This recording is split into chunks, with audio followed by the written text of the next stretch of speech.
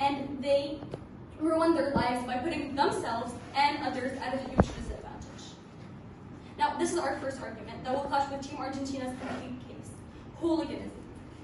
Hooliganism is defines the aftermath of a game where people not only destroy everything they touch, whether they win or lose. They become very aggressive. The story I mentioned now is a real one. It encapsulates millions of people's experience around the world due to addiction.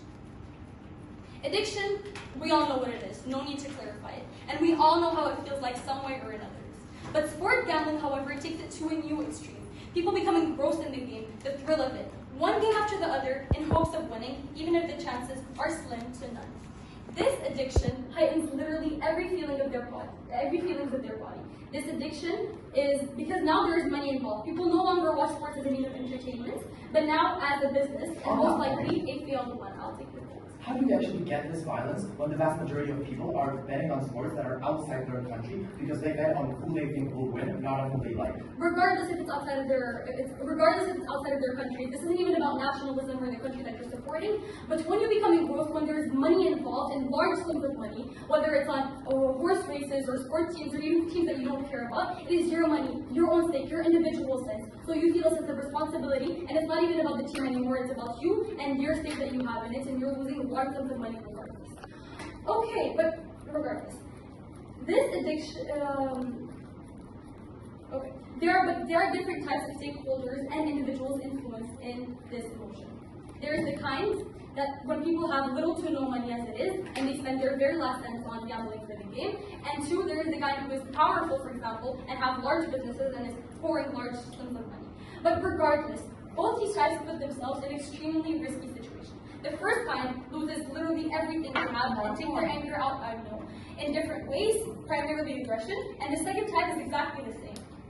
All this to say, this not only hurts the individuals as they are building their downfall, but they are also affecting everyone around them. Those who care about them because they know they're putting themselves at a disadvantage, and especially if they have a family. You have to understand that their family, especially when it's, the breadwinner of the family, their whole family is being affected because they're throwing away not only their money, but their family's money. And especially when there are kids involved, and when they're supporting their whole family, and their grandmothers, their grandfathers, their godparents, then this is a big problem. But what am I saying?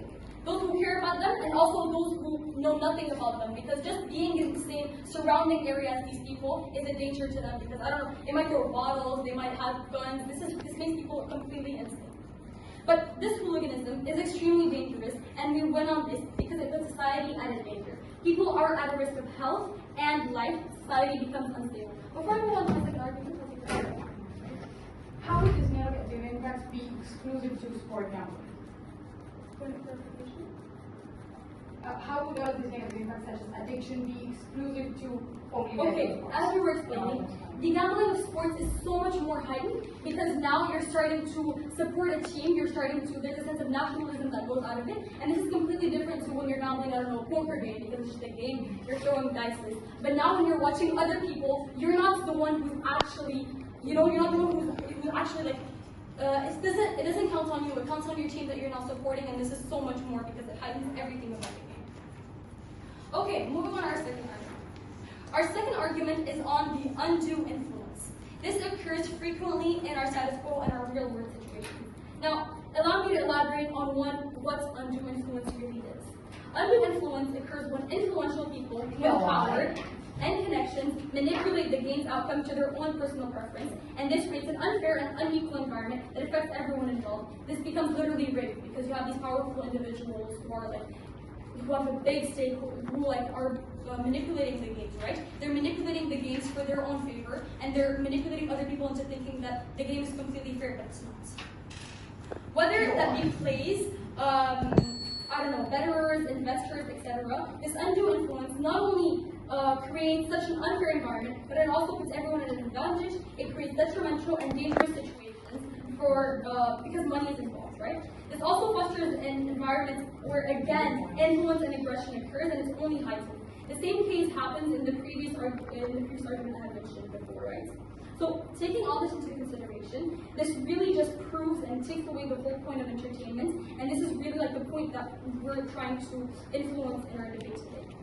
But anyway, now, why would we win this debate? Panel, on our side of the world, we allow and we put citizens in a safer environment than they could ever be. Hooliganism, aggression, right? It becomes at 100% plus. It is too dangerous that it causes people's deaths, either due to suicide or murder, right? People lose track of the actual sense of the game, the entertainment aspect, and concentrate their attention on things like money, right? Not only do we win on these 2 points, but also we limit all the risks and the dangerous effects of the game. When there are massive scams and dishonesty due to the political influence of these powerful individuals in general, the sports industry is super grand, and a lot of money is being involved. People give bribes and scams, and this limits the individual's chances of even winning. The second and third speakers of Team Proposition will bring this up even more. We'll speak about individual degradation and how the economy is actually at a downfall rather than an increase. Now, let us all propose a world where sports don't have to be aggressive and a safer world overall. For all these reasons, so far,